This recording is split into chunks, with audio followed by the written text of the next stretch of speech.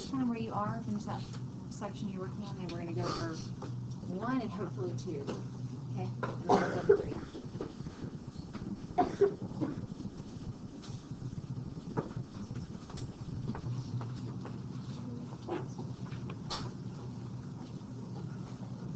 Alright, so from videos and so forth last night and yesterday, so we went through kind of the molarity of the solution side of things so that we can talk about solutions more candidly, like their amounts, because all solutions are measured with concentration, aka molarity. So that's why we're focusing on this a little bit more to make sure you're cool with molarity. And then at the end, we'll go through one of the examples like the ionic concentration, so taking the ions from an NIE, breaking it down through an LR problem all the way down to the end where we find the ionic concentrations. Once you're good with this one, I think you're going to be fine to proceed with your problem set. I'll only have you guys do one of those, so we'll get there shortly, okay? So when you're looking up here and you see your volume, your molarity, and your other molarity, what equation comes to mind? The dilution equation, right? So you've got M1V1 equals M2V2. So let's define each of these. Oops. Let's define each of these so that in terms of starting a problem, the equation stands out to you very clearly. So when you're reading, you said, how would you prepare 100 mils of a 0.365 molar? Those two things are talking about the same solution. So I'm just going to call those M2 and V2 because I'm making a diluted version. That's the 0.365 molar, and I'm making 100 milliliters of it. Okay, so then what's the second piece that's given to me? Or the third piece? Okay, that's our stock, so that's our 6 molar solution. So the question is, what's the volume that I need from the stock to prepare the diluted version, right? So I'm sure you guys are showing your work for me and taking the equation and then just rearranging it. So rearrange, what should I be considering? Hold up, rearrange the variables first. So divide by M1 on both sides. Okay, so V1 is equal to what? M2 V2 over M1. So then we can plug in, what's our M2? 0.365 molar times 100 milliliters. And this is okay to keep in milliliters because as long as the molarities are both in, of course, molarity, your volumes just need to be in the same unit, be it liters or milliliters. It will work out for you in the end. It's just canceling units at the end. So M1 is 6 molar, and that's like 6 something, right? 608. 6.08 molar or milliliters. All right. So since the molar side of things cancels, leaving us with milliliters, that's where we're allowed to go ahead and record that in milliliters. So then, how would you state that or how you would prep this? And you want to give it a try? Yeah, Marcus.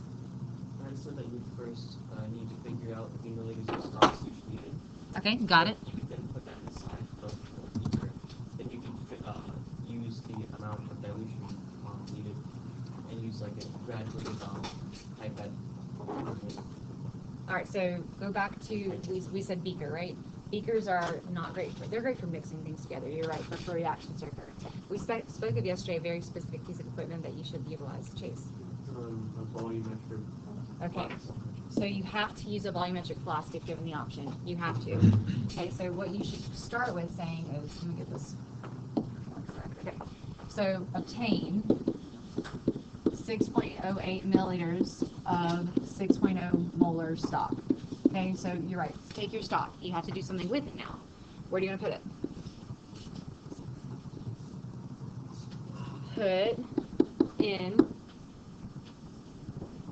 a 100 milliliter, not just any one. I can't just go pick one, or I have to be the specific volume I'm looking for. Put in a 100 milliliter volumetric flask. Volumetric, so it means it has a specific volume. It's very, very accurate. And next, fill in the blank. Let's go. How much? Halfway. Okay, and fill halfway. Oops. Halfway with water. And then what? Swirl. Stir. Swirl. We try to swirl just so there's no like extra glassware to be used. And then what? Fill up with water to etched line. And the etched line is where the volumetric, the neck on it has the line which is going to be after the 100 milliliter mark. This is a question like you would see on an AP exam. This would be a section, a part of the question, FAQ. But you have to mention, like the points you probably got here was 1, point for getting the volume correct to correct sig figs, because we have 3 sig figs basically throughout, being the lowest anyway, and then utilizing correct glassware. Okay, that would be like another point that you get for this one. And then mentioning the fact that you're filling with water, swirling, etch line. It's probably this piece right here that gets you the final point. Okay, who got 3 points on that? 3 out of 3? Alright, some of us got to work on the explanation side. Alright, so I'm challenging you on number 2 to utilize milligrams, just so you're understanding that you can go through some of the math without doing so many conversions. So I'm going to get you guys to help me out and get started. I know you seem a little tired. I don't know if it's you're just really quiet and calm, or if you're tired. So I'm sure you're just quiet and calm. So work with me, help me out a little bit on some of these, okay? So what mass in milligrams and grams of copper 2 nitrate is dissolved in blah, blah, blah, blah, blah, okay? So somebody tell me the first thoughts. Jillian, get started here. Okay. Can we keep it in milliliters for a minute? Modify this, okay? So I want to introduce you guys to millimoles to make sure you're comfortable with that. You saw that a lot, but I'm hoping that you're getting better with it. So instead of going to liters, tell me what's next. So I guess that step would go from milliliters to the molarity. Okay, so I'm using molarity as millimoles of copper 2 nitrate over what? Yes. Okay, so here's what you're doing. Moles is moles per liter, right? If I add a milli on the top and a milli on the bottom, isn't the ratio the same? Because millis are basically 1,000 less, so if I'm not modifying the ratio, I'm not actually modifying the molarity. I'm just writing it slightly different, okay? So just getting more comfortable. So our milli and milliliters will cancel. We get to millimoles of copper 2 nitrate. Pui, what would be next here?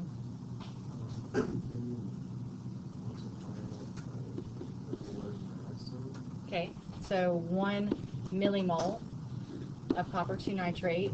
Anybody got that molar mass for me? Say again? 187.56, so you said? 57, something like that. Okay. And that's not going to be in grams, that's going to be in milligrams. Okay. So we basically eliminated 2 steps probably by keeping everything in millis, but the ratios are still the same, so we're going to keep them there. Yeah. Well, so it is that in grams too, but what I'm doing is I'm scaling everything down to the milli, so that's what I'm saying. The numbers don't change. Don't. If you were going from grams to milligrams, yes. But I'm talking about this in the case of moles to grams, that's the ratio, 187.75 to 1. So when I put milli and million, the numbers don't change. I'm just changing the units, but then at the very end, I can go to grams, which is why I had you guys do both, okay? So this answer first is milliliters cancels, millimoles cancels, milligrams remains. What'd you guys get? Scientific notation. 2 point what? 53 times 10 to the 4th milligrams, okay? So that's how many milligrams you have. Now from there, you can easily convert that to grams by just taking your decimal back or dividing by 1,000. So that dividing by 1,000 would be 2.5 or 25.3 grams. Questions? Yeah. If we're like on a test or anything, if we're more comfortable keeping in moles, is that okay? Yeah, I'm just making sure you're flexible. If you have more tools in your tool belt, you're a better person.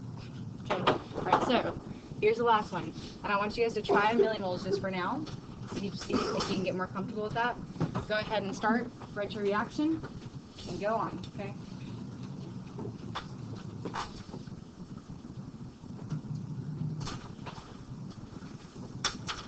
And this is kind of the big mama one for today.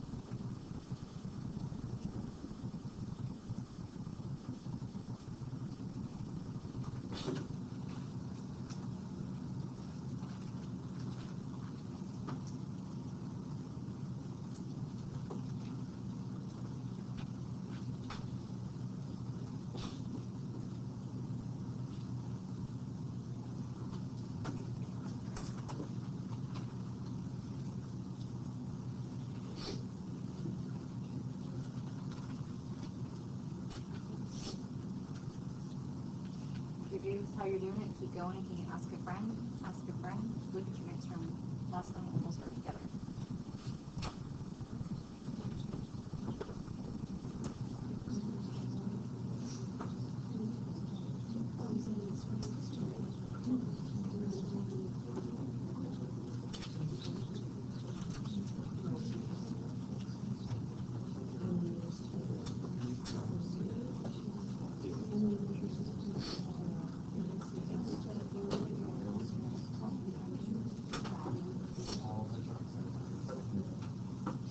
Most of them.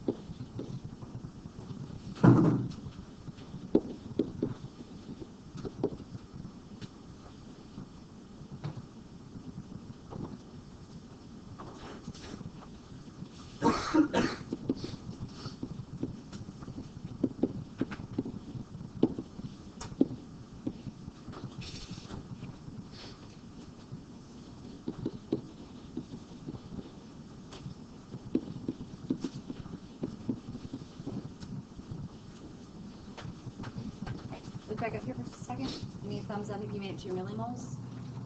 Okay, you're going to start liking millimoles eventually because you have to stop. You don't have to do so many conversions. We were able to predict the sensitivity of the hydroxide, cobalt-2 hydroxide. Most hydroxides are insoluble except for group 1A, and group 1A, you'll have everything is soluble with group 1A. I will help you with solubility rules on your test specifically because College Board has modified how many have to be memorized. So we'll speak about it a little bit more, but you guys can always use your notes for solubility rules if you need to.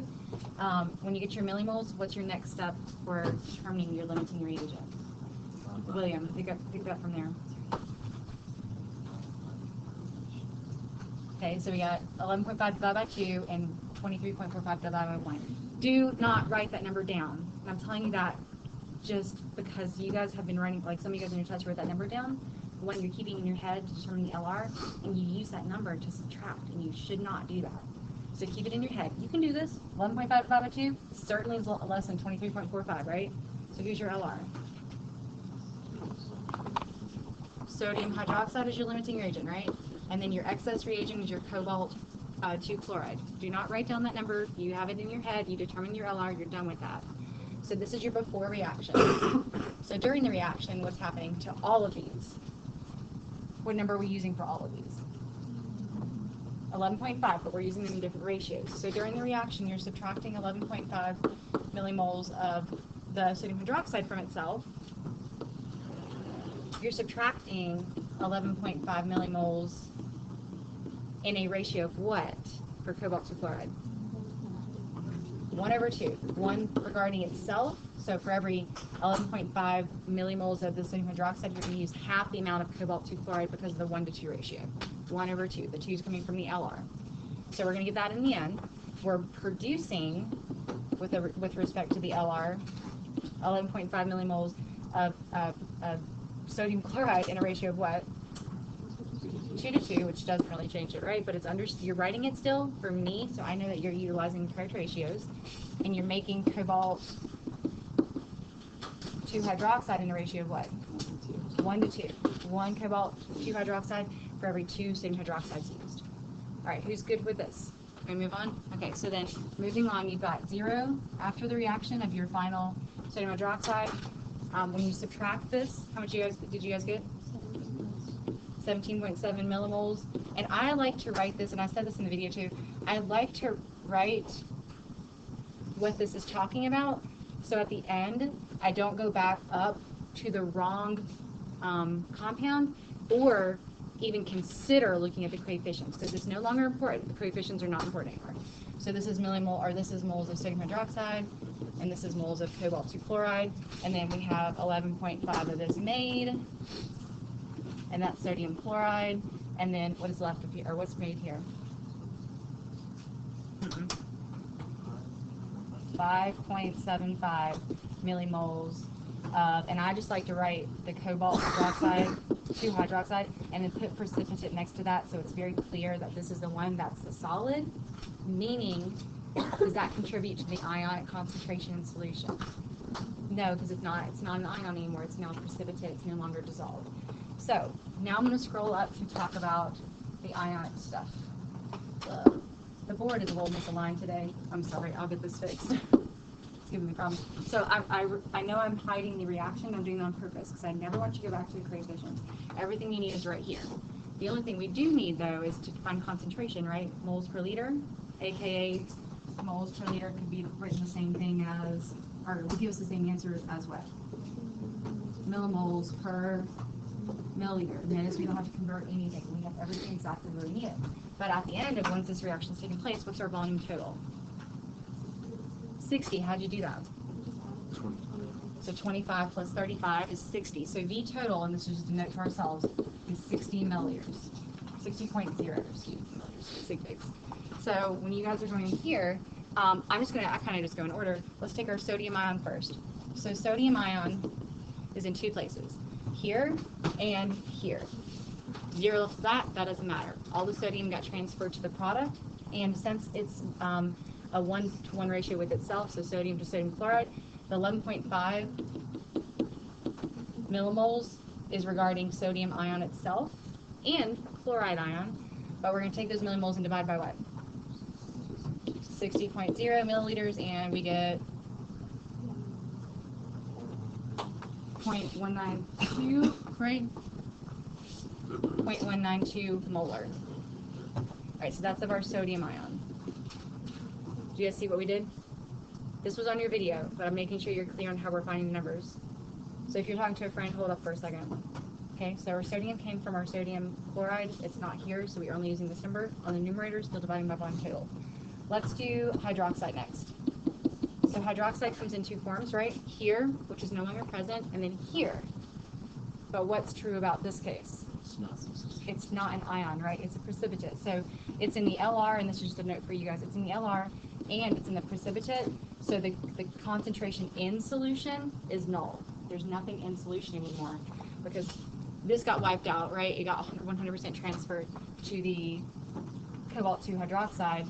All the hydroxide's now bound to the cobalt ion, so it's no longer in solution as an ion. Yeah.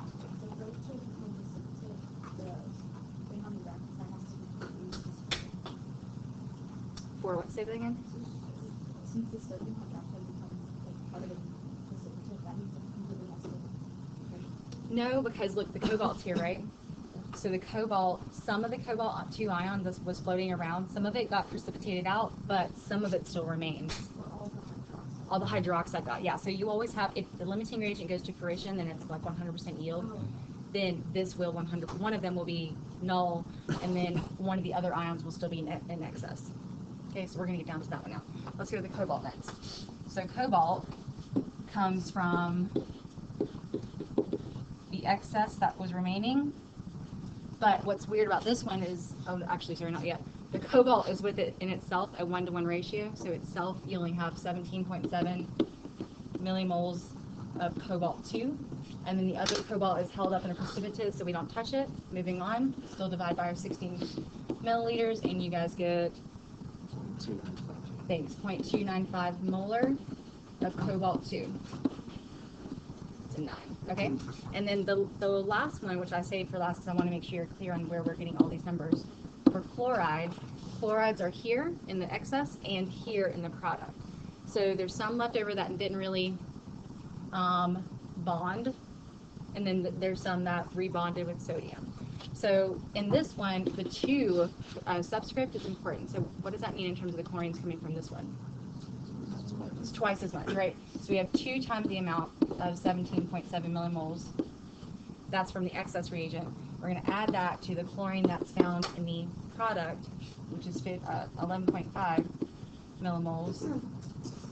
So we're going to add up those millimoles, and we'll divide by 60 yet again. Okay, so Darcy, did you hear? 7 what? I got 8.2. I'm going to put 8.2 because I heard somebody else say, yeah, but it's close, you're good. Just double check calculation. Okay, so that was the most specific one. We had to be very, we had to be focused on the numbers to make sure we were pulling the right things. Okay, so we got all of our ionic concentrations. Let's go back and write the NIE. And you guys maybe already did this, but what, can somebody just tell me the NIE?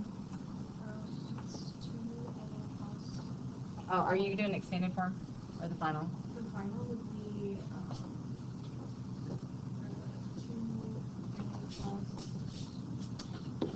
2 Hold on. I'm going to start from the top just to make sure it's clear. This is cobalt chloride. What I had sodium chloride written first, right? Okay. Sodium chloride written first, and then cobalt hydroxide. Okay. Tell me your first thought when you're doing your NIEs, Emily. I have a question. Okay, Pat, what's your question? About when you were just doing concentrations, why did you use 11.5 millimoles? So, because the sodium up here, this sodium 11.5 did not come from the sodium in the hydroxide version. It actually came from this right here. The chloride, I use that again down here.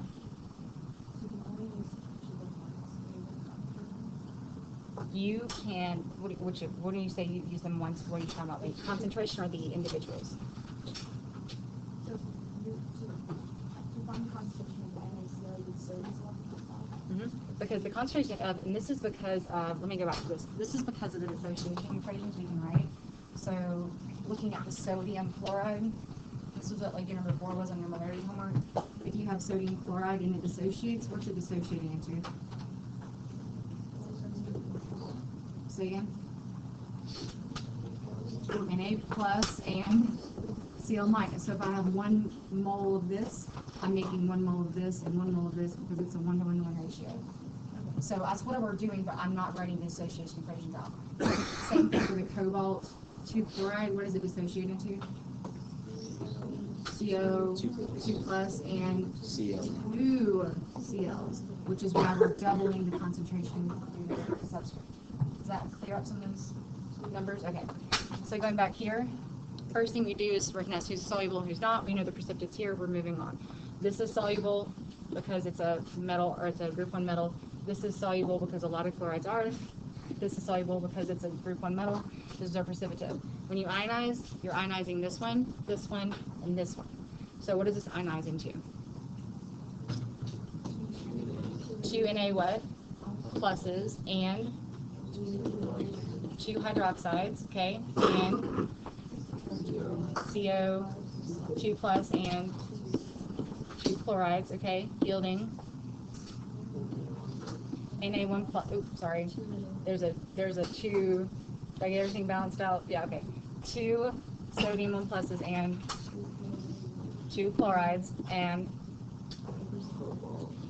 cobalt 2 hydroxides, so you're not messing with it, leave it alone. So as you're looking now for spectator ions, who looks exactly the same from reactants to products. Sodium ion and chloride ion, so the ones that are the 2 Na plus, 2 Na plus, 2 Cl minus, 2 Cl minus, those spectator ions are not truly reacting, they're hanging out in solution, right? So have they disappeared since I've canceled them out? Yeah or nay? No, they're still hanging out, they're still there, which is why we found their concentrations up here. So the true reaction that's actually making a difference here, the true species that are reacting are cobalt-2 and 2 hydroxides to yield cobalt hydroxide and precipitate. Some people can go directly from full reaction to NIE. I don't recommend it for a little while until you get a lot of NIEs under your belt. The precipitation ones are easy as long as there's not a lot of solids and gases forming. So this is our NIE. Now, going back to that spectator idea. So if you guys said the sodium and the chlorine are spectator ions, meaning they don't get involved with precipitation or anything like that, shouldn't the concentration of this sodium right here be the concentration we found? Shouldn't all of it still be ionized in solution? Yea or nay? Yes. Calculate that concentration by taking the volume times the molarity and dividing by the total volume again, 60. Take that and see. So 25 times 0.46 divided by 60. What'd you get? The same thing. It should be. It didn't do anything. It's just hanging out. The concentration you started with is the concentration you end with because it doesn't do anything. Do the same thing for chlorine. Check with this chlorine because this is where the chlorine originated, right? So take your 35 times 0.67 divided by the new total volume, which is what? 60. But what do you have to do at the end with this one to verify, to make sure it's the same? Multiply by 2, because you have 2 chlorides that are produced for every cobalt-2 chloride. What do you get? Hoping the same thing, right? So that's how sometimes if you need to go back and check something, if you have time, you can double check from your original starting points of the spectators to your finalized spectators to verify they're the same. Because they don't do anything, they shouldn't be lesser or more. All right, give me 1 thumbs up or 2 thumbs up if you feel okay with this type of example. All right, so some of us are going to work at a little different paces here. Okay, so for the rest of the day, I'd like to just do some quick reviews of some of your notes, some questions I'm going to probe you guys with, and then we'll start a pre-lab for a lab that's going to be involving NIEs. If you have more questions for NIEs, trust me, you'll get those answered. I'm going to come back to how much more I want you guys to do on ionic concentrations. So let me go right past this for a second, okay? So this is stuff from your video, and I just want you guys just orally answer for me, okay? You can write down what you need to, but this is good for just quick reviews. In terms of talking about the activity series, you have your really active metals at the top, your really inactive metals at the bottom. What the heck does active mean? Okay, it means it's reactive, but why is it reactive? Because, say again? Okay, so because of its electron configuration, okay, so meaning it wants to do what with its electrons? It wants to, most of them want to donate. All these metals, group 1, group 2, group 3, how many valence electrons do they have? 1, 2, and 3. Not even close to 8, right? So they're not going to say, yes, give me more, give me 7, give me 6, give me 5. They're not going to take on any more electrons. Instead, they're going to do what? Donate electrons. So it's basically the word active means willing to give up electrons. And some things are really, really, really willing to give up electrons, which are like the alkali metals, lithium, sodium, potassium. And then some things are not as likely to give up electrons because they're not as close to the electron configuration of that of noble gas. So group 1 is super able to react, which is more reactive than group 2A, which is more reactive than group 3A, and kind of so forth with transition metals. Okay, some of the intermolecular forces we spoke of yesterday, I'm just going to add on to that a little bit more to make sure you're clear on why solution chemistry is regarding like bonding types and things like that. Give me 3 examples of intermolecular forces. Niall, can you give me one?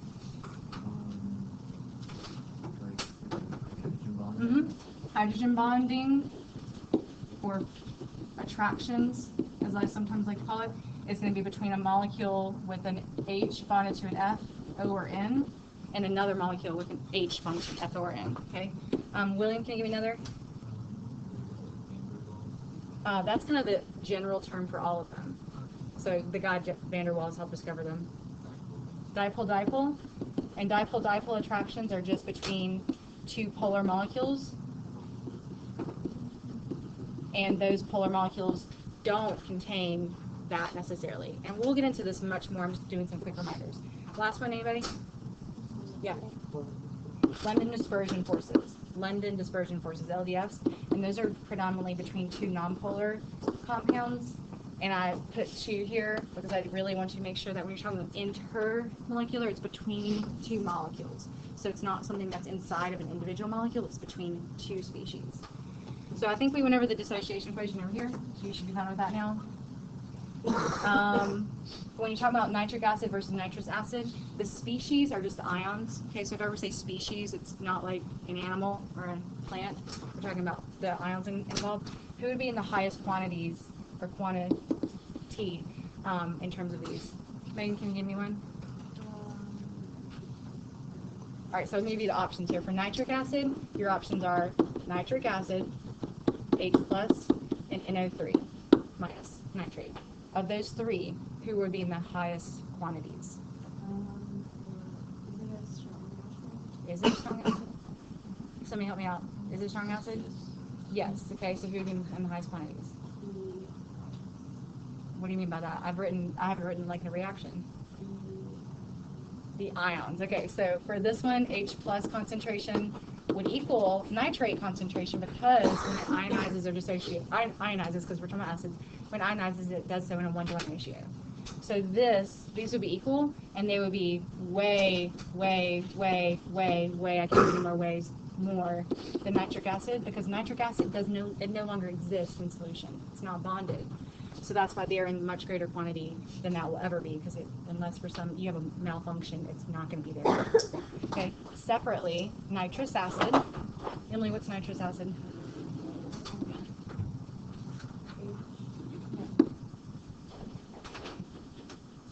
Good. Okay. So we said this was a strong acid. So guess what, guys? This is a weak acid. So it doesn't appreciably ionize, right? But we do make a little bit. That's a double-headed error right there. It does make a little bit of its ions. So who's in greater quantity, Christian? The acid itself. So the concentration of nitrous acid would be way bigger than the H+. But the H+ makes a 1-to-1 ratio with the nitrate, so it would be in the same concentration, which is why I'm going to write those concentrations equal. You got me? This side of the board's a little misaligned. Sorry, the writing's not getting great here. All right, and then what species are always soluble when you're doing your NIEs? I'm going to give you big, broad categories, meaning I would ionize them if I saw them in a reaction. What kind of acids? Hold on. It's got to be strong acids, not just any acid. What else?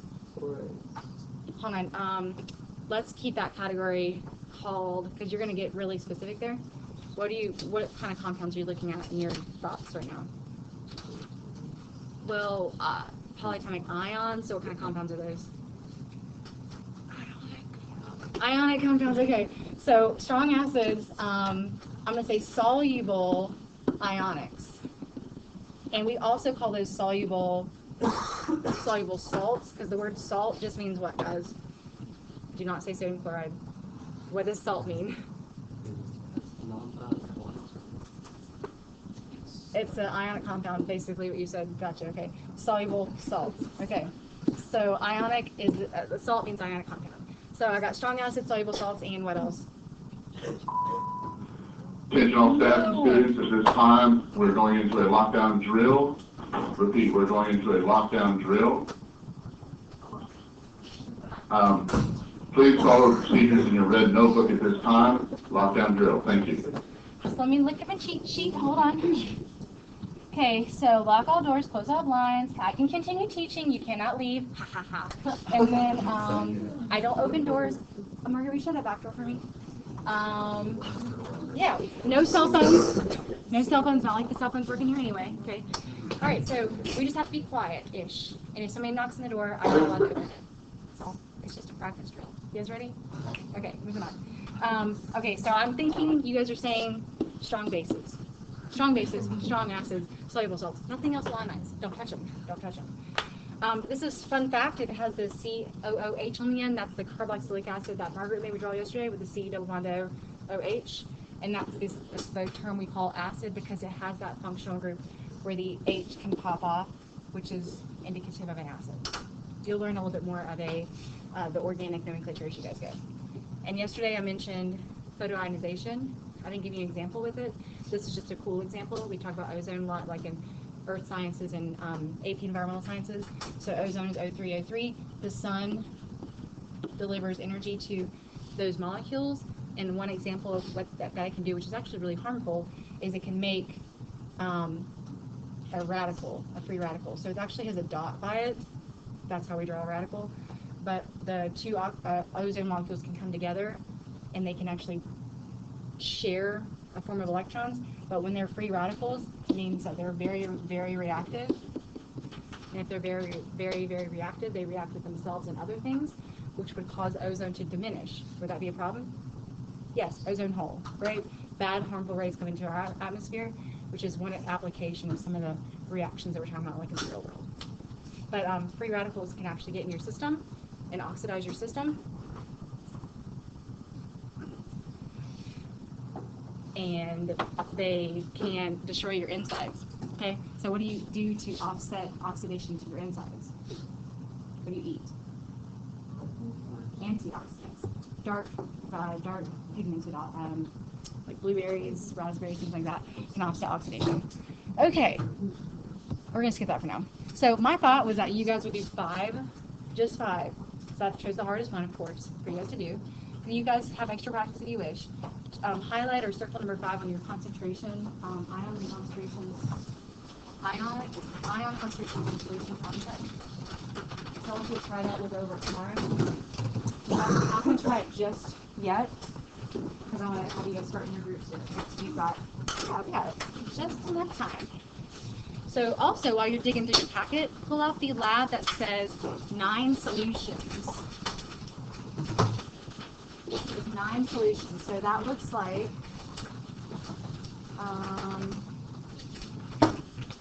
which 9 solutions? Looks like this. I have another copy of you. So it's got like some charts on it and so forth. Alright, so this is going to be your practice for NIEs for today. But your job is tomorrow we'll be working for the lab side of things. You have to finish your pre-lab party today. You can work with one person. You need to claim them now, my goal is to try to get you guys with one person. If I have to put you with 3, I will, but I really like to try to put you with 2 because then you're actually more involved with the process, okay? So basically, I've got 9 unknown solutions, right? I know what they are, but all their labels are falling off, and I don't know which is which. So we have to run some trials to verify which is which based on the process of elimination. So the first part of this is just reading through your purpose, right? The second part of this is taking your compounds, which I have 9 of them, and you're going to name them, identify them as a salt, acid, or base, and then write the ions like through dissociation what it would form. Easy pre-lab, like the initial pre-lab. After that, you're going to see some reading. The reading says that you've got, let me show you the table first. You've got this table, okay?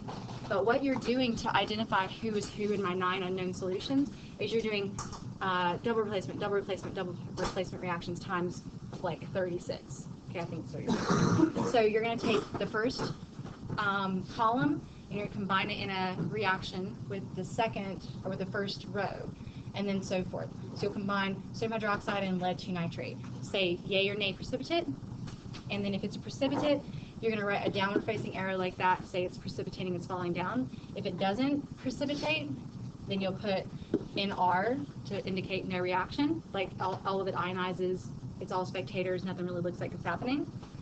If a gas forms, you'll put an arrow up to say it's going to bubble. And if you want to put anything else, I don't really think you'll be putting anything else, but you can put, I don't know. Okay, we can talk about that tomorrow.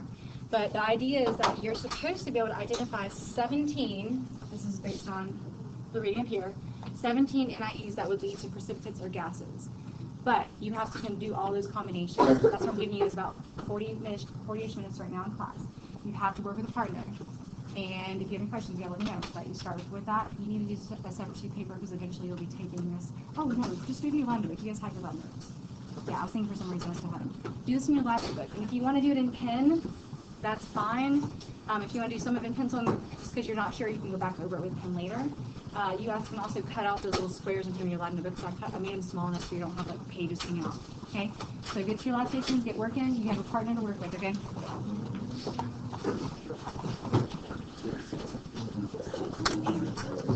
Yes. that's deciding on taking here.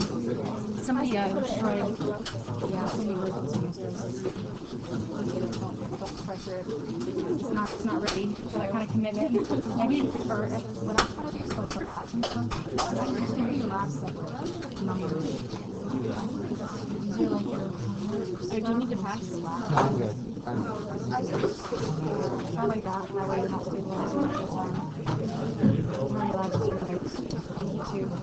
I have a question. Which is more indicative of the aqueous reaction? Is it the net ionic, like, or the BC? Which one shows what the things With the reaction.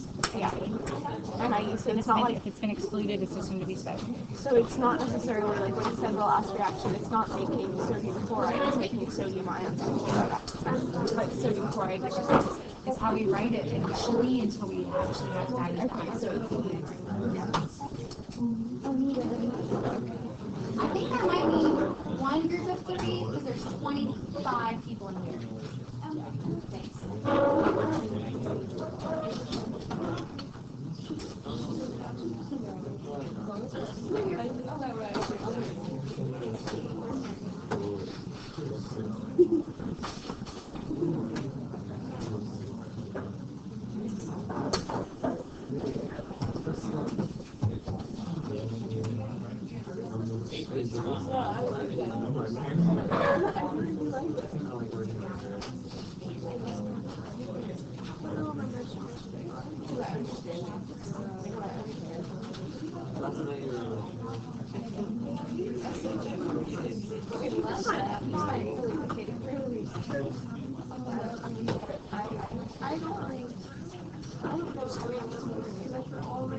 I lost you.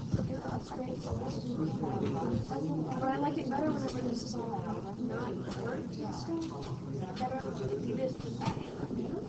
that's what I like.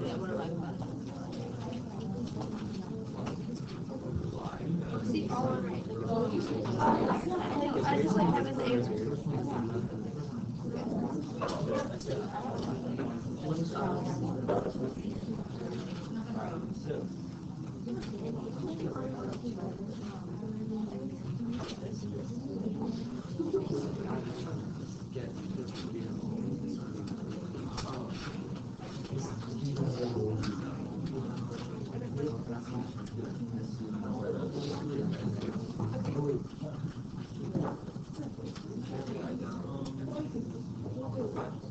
So guys, if you want to write on that little quadrant, you can write on that quadrant and take it in your notebook. You want to rewrite everything, guys. And specifically, you got to write your NIEs.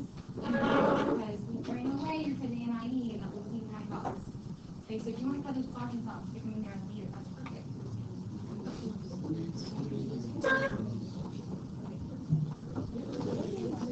Should we set up a group for this? I kind of have some activity associated if you wanted to. But yeah, you should.